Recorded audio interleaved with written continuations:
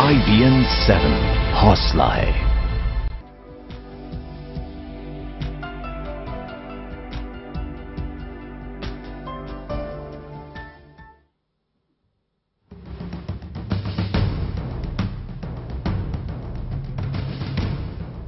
संजय दत्त अभिनेता, नेता और जेल के कैदी। संजय दत्त घर पर मनाएंगे नया साल। घर पर ही मनाया उन्होंने क्रिसमस भी। लेकिन क्या संजय दत्त से जलते हैं लोग? वो क्यों पूछ रहे हैं सवाल कि आखिर कितने कैदी मना रहे हैं अपने परिवार के साथ जेल के बाहर निकलकर जश्न? कितने कैदी ऐसे हैं जिन्हें संजय दत्त की तरह बार बार मिलती है छुट्टी? The right of all the prisoners, like everybody knows. तो मतलब जो हक है वो एक साल में मिलता है, तो वही हक मैंने लिया है सबकी तरह। संजय दत्त जेल से 6 पैक्स बनाकर निकले हैं, अपना हक लेकर निकले हैं। तो फिर क्यों कह रही है सरकार कि संजय की छुट्टी के खिलाफ होगी जांच?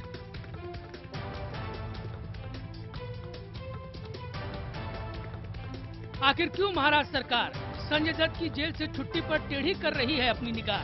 देखिए यरवड़ा का वीआईपी कैदी संजू की छुट्टी पर सवाल। जी हां, संजय दत्त की छुट्टी को लेकर सवाल उठ रहे हैं और बड़ा सवाल ये भी उठ रहा है कि क्या अभिनेता या फिर एक सेलिब्रिटी होने का फायदा कहीं ना कहीं संजय दत्त को मिल रहा है या फिर नहीं। 93 मुंबई बम धमाकों के मामले में अवैध हथियार रखने के दोषी संजय दत्त की छुट्टी फिर सवालों के घेरे में है। वो 24 दिसंबर को 14 दिन के लिए यरवड़ा जेल से बाहर आए हैं। अब महाराष्ट्र सरकार का ये कहना है कि वो संजय की इस छुट्टी की जांच कराएगी, यानी एक बार फिर संजय मुश्किल में पड़ सकते हैं। हालांकि उनका कहना है कि उन्होंने नियमों के तहत ये छुट्टी ली है, लेकिन फिर भी विवाद जारी है।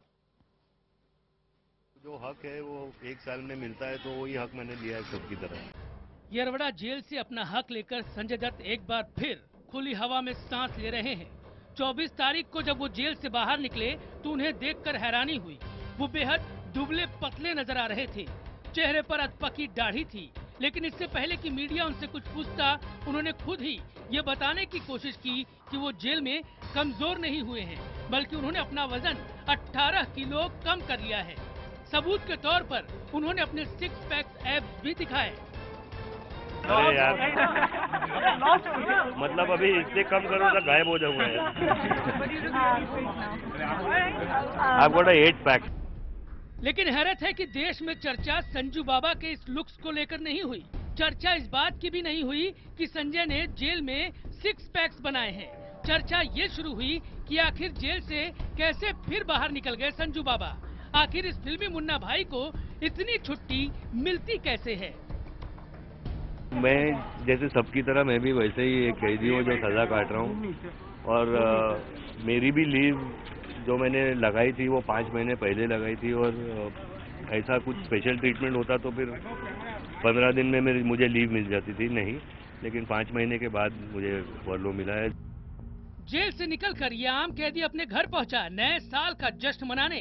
संजू बाबा ने पूरे परिवार के साथ आमिर खान की फिल्म पीके देखी। आमिर खान की इस फिल्म को देखने के लिए निर्माता विधु विनोद चोपड़ा और राजकुमार हिरानी ने खास तौर पर व्यवस्था की थी। उन्हें फिल्म पसंद आई। वैसे जेल से बाहर निकलते वक्त भी उन्होंने यही कहा था कि वो पीके फिल्म देखने जाएंगे। तो परिवार के साथ नए साल का जश्न और फिल्म देखने की इच्छा पूरी की संजू बाबा ने। साथ ही ये भी बताया कि कैसे उन्होंने जेल में भी फिल्म का प्रचार प्रसार किया। अपने जितने भी जेल के बंधु हैं वहाँ पे सबसे मैंने बोला कि सबके घर पे वो लेटर भेजना कि पीके देखना जरूरी है। मेरी तरफ से मैंने पब्लिसिटी कर दी। संजू बाबा खुश हैं, उनका परिवार खुश है, लेकिन वही पुराना सवाल एक बार फिर उनके सामने मुंह बाए खड़ा है। आखिर उन्हें इतनी छुट्टी कैसे मिल जाती है? क्या वही यरवड़ा जेल में इतने खास हैं या बाकी कैदियों को भी संजय दत्त जितनी छुट्टी मिलती है? ये सवाल हर बार उठता है। हर बार 93 मुंबई धमाकों के मामले में अवैध हथियार रखने के दोषी संजय दत्त वही जवाब देते हैं। लेकिन इस बार उनके सामने मुश्किलें खड़ी हो सकती हैं, क्योंकि महाराष्ट्र सरकार ऐलान कर रही है कि वो संजय दत्त को मिली 14 दिन की छुट्टी की जांच कराएगी। संजय दत्त को छुट्टी मिल रही है बार बार, लेकिन ये छुट्टी देने से पहले कितने जो आरोपी सजा भोग रहे हैं, किसने किसने मांगी है, और उनको छोड़कर संजय दत्त को जो दी होती है तो हम पूरी वो इंक्वायरी करेंगे। अवैध हथियार रखने के मामले में संजय दत्त को 5 साल की सजा हुई है।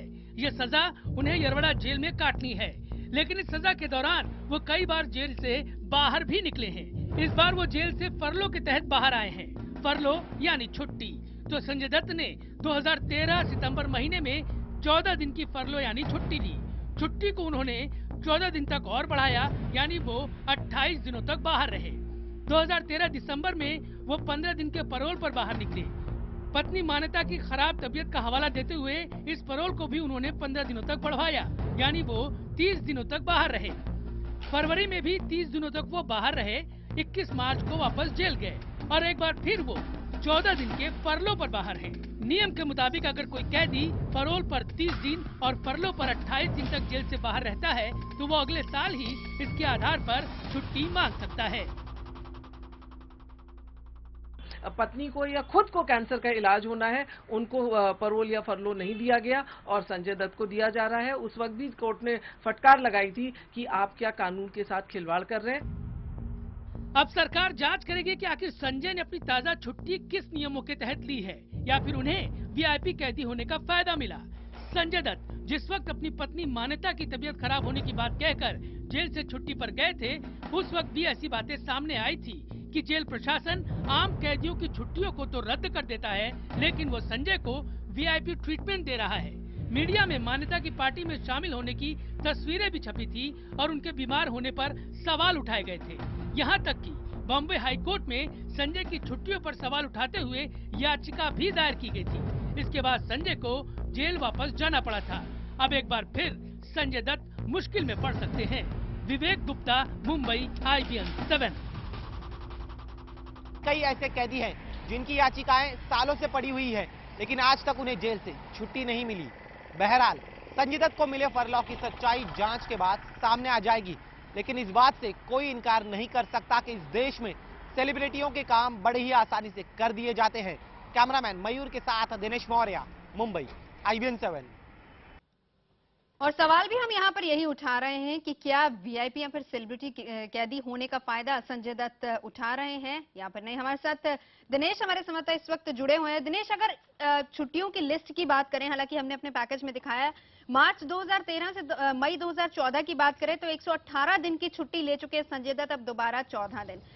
लेकिन बहुत से ऐसे कैदी हैं कि जिनकी एप्लीकेशन अभी भी पेंडिंग होगी। क्या सफाई है अब इस मामले में?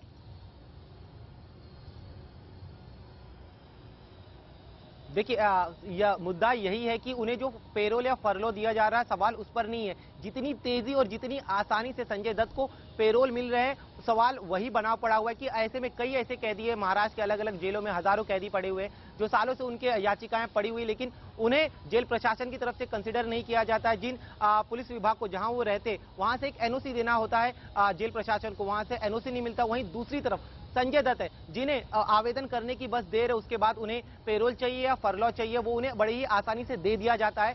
हाईकोर्ट ने भी इसी बात को उठाया था कि जितनी मेहरबानी जेल प्रशासन सरकार संजय दत्त पर दिखा रही है, वो उतनी मेहरबानी अन्य कैदियों पर क्यों नहीं दिखाई जाती। और यही बड़ा मुद्दा है कि क्या उन्हें सेलिब्रिटी स्टेटस का फायदा मिल रहा है। जिस तरह से आसानी से उनके सारे पेरोल या फरलो की याचिकाएं पास हो जाती है, आवेदन पास हो जाते हैं, उसी के बाद अब महाराष्ट्र सरकार ने जांच करने की बात कही है। अगर कोई दोषी पाया जाता है, कोई जेल का अधिकारी दोषी पाया जाता है तो उस पर भी कड़ी कार्रवाई होगी। साथ ही में अगर संजय दत्त को भी नियम से अलग रहकर अगर फरलॉ दिया गया होगा तो उनके अगली बार जब वो कभी याचिका करने की कोशिश करेंगे तब उसे रद्द किया जा सकता है। लेकिन फिलहाल जेल प्रशासन का इस मामले में यही कहना है कि पिछले साल उन्होंने अक्टूबर में फरलॉ के लिए आवेदन किया था, 1 साल बीत चुका है, तो वो इस साल भी फरलॉ के लिए आवेदन कर सकते हैं। लेकिन उनकी प्रक्रिया में इतनी तेजी कैसे आती है? बाकी जो कैदी फरलॉ या पेरोल के लिए अप्लाई करते और उन्हें क्यों नहीं दिया जाता है? सालों से कई ऐसे कैदी पड़े हुए जिन्हें फरलॉ के लिए आवेदन दिए हुए, पेरोल के लिए आवेदन दिए, लेकिन उनको लेकर